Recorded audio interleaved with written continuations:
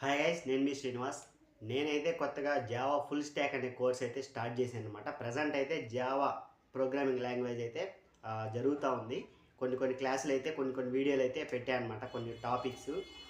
ఎందుకు ఇలా చేయటం జరిగిందంటే, ప్రజెంట్ అంతకుముందు అయితే ఫస్ట్ జాబ్ రావటం గురించి కంపెనీలు అయితే 4 టైప్స్లో అయితే జరిగినాయి అనమాట. అంటే 4 ఎరాస్ అయితే ఉన్నాయి.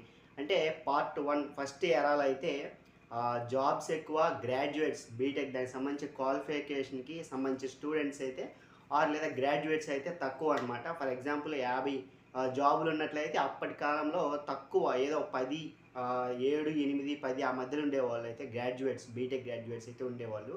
సో వాళ్ళకైతే ఎతికితే ఈజీగా జాబ్స్ అయితే వచ్చేసాయి అనమాట. పార్ట్ సెకండ్ ఎరా ఎప్పుడంటే, ఆ టైంలో 50 జాబ్స్ ఉంటే, అప్పుడు స్టూడెంట్స్ అయితే 50 జాబ్స్ ఉంటే, ఫర్ ఎగ్జాంపుల్ ఒక 20, 30 దాకా అయితే గ్రాడ్యుయేట్స్, బీటెక్ గ్రాడ్యుయేట్స్ దొరికేవాళ్ళు. వాళ్ళే ట్రైనింగ్ ఇచ్చి కంపెనీకి అయితే హైర్ చేసుకునేవాళ్ళు అనమాట. తర్వాత పార్ట్ 3లో ఏం జరిగిందంటే, 50 జాబ్స్ ఉన్నప్పుడు 50 గ్రాడ్యుయేట్స్ అయితే కంప్లీట్ అయ్యి బయటకు వచ్చేసారనమాట బీటెక్ నుంచి. వాళ్ళని కూడా వాళ్ళే హైర్ చేసుకొని ట్రైనింగ్ ఇచ్చి వాళ్ళే తీసుకోవడం జరిగిందనమాట. ఎందుకంటే ఇక్కడ గ్రాడ్యుయేట్స్ తక్కువ, జాబ్స్ ఎక్కువ.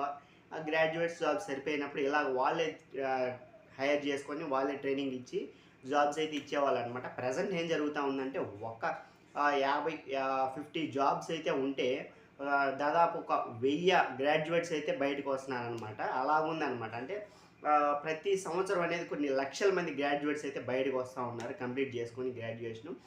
బీటెక్ వాళ్ళు కానివ్వండి, ఎవరైనా కానివ్వండి. కానీ జాబ్స్ మాత్రం ఎప్పట్లాగే జాబ్స్ మాత్రం ఉన్నాయి. కానీ గ్రాడ్యుయేట్స్ అయితే ఎక్కువైపోయారనమాట. సో ఎందుకంటే దాంతో పాటు దానివల్ల ఇక్కడ ఏం జరిగిందంటే, వీళ్ళు ఒక్క జాబ్ కూడా వేల మంది వేలల్లో అప్లై అయితే చేస్తూ ఉన్నారు. సో అందుకని ఎవరైతే స్కిల్డ్ పీపుల్ ఉన్నారో ఫుల్ వాళ్ళు తీసుకోగానే జాబ్ ప్రాజెక్టులు అయితే చేసేటట్లయితే ఉండాలి. ఇలాంటి వాళ్ళని మ్యాక్సిమం అయితే తీసుకుంటా ఉన్నారు.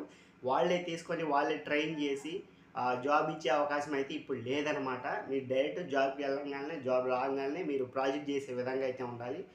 ఒక 70-80% వరకు అయితే వాళ్ళు ఒక 10% ట్రైనింగ్ ఇస్తారు జస్ట్ అంతే.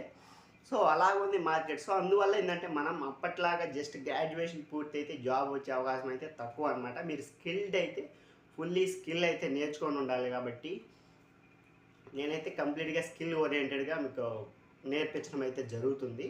సో ఎలా పడితే అలా అప్లై చేస్తే వచ్చే అవకాశం అయితే లేదనమాట. ఒక స్కిల్ ఉండి మీరు ఒక ప్రాజెక్ట్ చేసి దాన్ని షోకేస్ చేసుకునే అవకాశం ఉంటే మాత్రమే మీరు జాబ్ వచ్చే అవకాశం అయితే ఉంది. ప్రజెంట్ అయితే మనం స్కిల్ అయితే నేర్చుకుందాం. తర్వాత ఎలా అప్లై చేయాలి, ఏంటి ప్రాసెస్ ఏంటి, ఎలా అప్రోచ్ చేయాలి మన స్కిల్స్ని అండ్ మనం చేసే